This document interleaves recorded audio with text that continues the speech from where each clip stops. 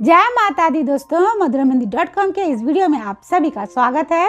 आज की इस वीडियो में हम सुनेंगे सफला एकादशी व्रत कथा को, जिसके सुनने मात्र से ही सभी कार्यों में सफलता मिलेगी और सभी सुखों की प्राप्ति होगी। इसलिए इस कथा को सुनने के लिए वीडियो पूरा देखिएगा, इसकी बिल्कुल भी मत कीजिएगा। आप हमें व्हाट्सएप, फेसबुक और इंस्टाग्राम पे फॉलो करें और अगर आप ये वीडियो यूट्यूब पे देख रहे हैं तो चैनल को सब्सक्राइब जरूर कर लें, क्योंकि मधुरमहिंदी.com आप सभी के लिए लेके आता है ऐसे ही पुरानी कथाएं और ऐसे ही कथाओं को पढ़ने के लिए आप हमारे वेबसाइट पे जरूर आइए। पौष मास की कृष्ण पक्ष की एकादशी को सफला एकादशी कहा जाता है। मान्यता है कि सफला एकादशी का व्रत अपने नाम के स्वरूप फल देने वाला है। इस व्रत को करने से हर कार्य सफल हो जाते हैं और भगवान श्री हरि विष्णु की कृपा से सारे अधूरी इच्छाएं पूरी होने के साथ ही सभी सुखों की प्राप्ति होती है। धार्मिक मान्यताओं के अनुसार एकादशी के दिन विधिवत भगवान श्री हरि विष्णु का पूजा करके व्रत कथा का पाठ अवश्य करना चाहिए, जिससे कि भगवान विष्णु की विशेष कृपा मिलने के साथ ही मोक्ष की प्राप्ति हो। तो चलिए अब सुनते हैं सफला एकादशी व्रत कथा को। भगवान श्री कृष्ण के श्री मुख से मोक्षदा एकादशी की व्रत कथा सुनकर धर्मराज युधिष्ठिर ने कहा, हे केशव, आपके श्री मुख से मार्गशीर्ष मास के शुक्ल पक्ष की एकादशी मोक्षदा एकादशी की कथा और उसका महत्व सुनकर मैं तृप्त हो गया हूँ और अब मैं पौष मास की कृष्ण पक्ष की एकादशी के बारे में जानने को इच्छुक हूँ। इसलिए आप मुझे इस एकादशी के बारे में बताइए कि इसे किस नाम से संबोधित किया जाता है।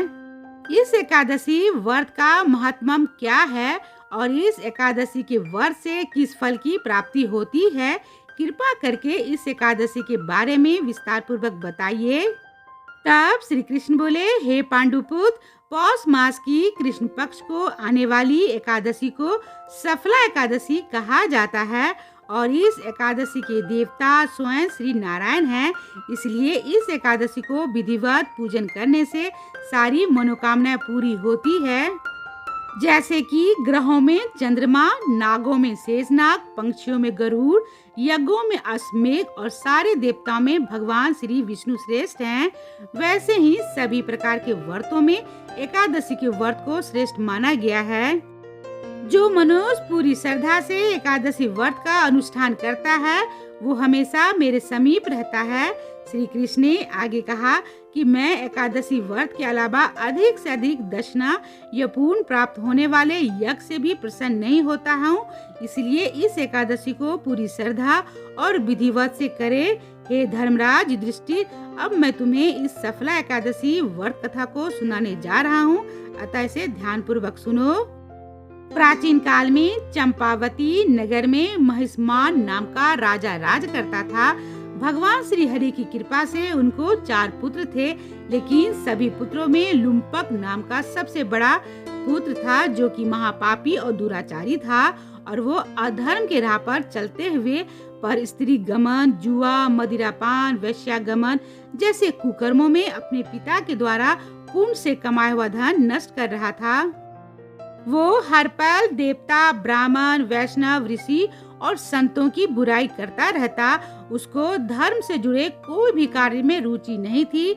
जब एक समय उनके धर्मात्मा पिता को उसके कुकर्मों के बारे में ज्ञात हुआ तो उसने उसी समय उसको अपने नगर से निकाल दिया।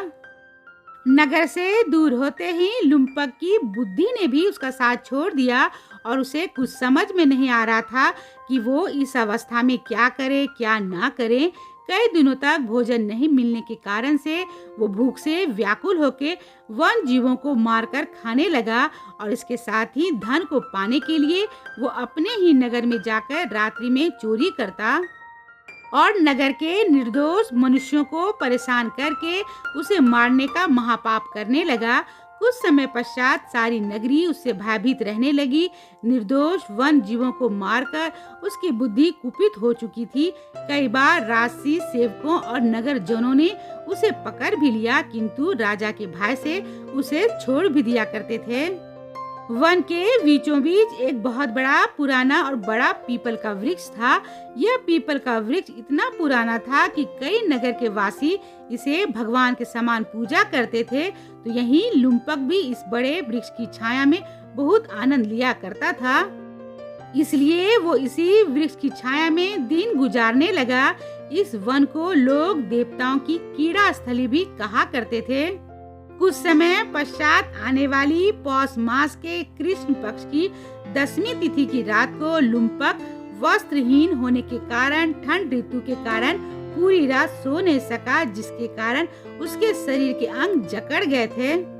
अगले दिन एकादशी थी और सूर्योदय होते होते वो मूर्छित हो गया, लेकिन दिन के दोपहर के समय ही सूर्य की गर्मी से उसकी मूर्छा दूर हुई। बहुत दिनों से भोजन नहीं मिलने और रात्रि जागरण के कारण वो बहुत कमजोर हो गया था। फिर भी वो गिरता संभलता भोजन की तलाश में वन को निकल पड़ा। कमजोर होने के कारण उसकी स्थिति ऐसी नहीं थी कि वो किसी वन जीव को मार सके, इसलिए वो वृक्ष के नीचे गिरे हुए फलों को इकट्ठा करके वो फिर उसी बड़े पीपल के वृक्ष नीचे बैठ गया और तब तक सूर्यास्त हो गया था। आज एकादशी के महापर्व पर उसने अनजाने में व्रत हो गया और बहुत दुख के कारण वो लुम्पक अपने आप को भगवान श्री हरि को समर्पित करते हुए कहने लगा, हे भगवान, आपका ये फल है, मैं आपको ये फल समर्पित करता हूँ, आप ही तृप्त हो जाइए। वो बहुत दुखी होने के कारण पूरी रात्रि सो नहीं सका। उसके इस व्रत से भगवान बहुत प्रसन्न हुए और सुबह होने से एक बहुत ही सुंदर घोड़ा सुंदर परिधानों से सुसज्जित उसके सामने आके खड़ा हो गया। तभी उसी पर एक आकाशवाणी हुई, हे राजपूत, श्री नारायण की कृपा से तुम्हारे सारे पापों का नाश हो गया है। अब अपने पिता के पास लौटकर उनसे अपना राज ग्रहण करो। आकाशवाणी सुनकर लुम्पक प्रसन्नता के साथ सुंदर परिधान को धारण करके भगवान श्री हरि का जागरण लगाते हुए वो अपने राज को चला और वहाँ राजा को इस बात का विश्वास हुआ तो उसने अपनी पापी पुत्र के पाप नष्ट होने पर राजा ने उसे सहर्ष स्वीकार करते हुए अपना राजपाट उसे सौंपकर खुद वन की ओर प्रस्थान किया। अब लुम्पक भी शास्त्र के अनुसार राजपाट चलाने लगा और उसके सारे परिवार के सदस्य पुत्र स्त्री सहित भगवान श्री हरि के परम भक्त बन गए। वृद्धा अवस्था आने पर लुम्पक भी अपने सुयोग पुत्र को राज का कार्यभार सौंपकर वन की ओर तपस्या करने चला गया और अंतिम समय में वैकुंठ को प्राप्त हुआ। श्री कृष्ण ने कहा, हे धर्मराज, जो भी मनुष्य अपने जीवन समय में इस सफला एकादशी का व्रत करता है उसे अपने अंतिम समय में निश्चिंत ही मुक्ति मिलती है, और जो मनुष्य इस पतित पावनी एकादशी का व्रत नहीं करता है वो सींग और पूंछ रहित पशु के समान है। इस सफला एकादशी की कथा का श्रवण जो भी मनुष्य करता है उसे अश्वमेघ यज्ञ के फल के बराबर पुण्य मिलता है। उम्मीद करती हूँ कि आपको सफला एकादशी व्रत से जुड़ा हुआ ये वीडियो पसंद आया होगा। इसे लाइक करें, शेयर करें और ऐसे ही पुरानी कथाओं को देखने के लिए जुड़े रहें madhuramhindi.com के साथ।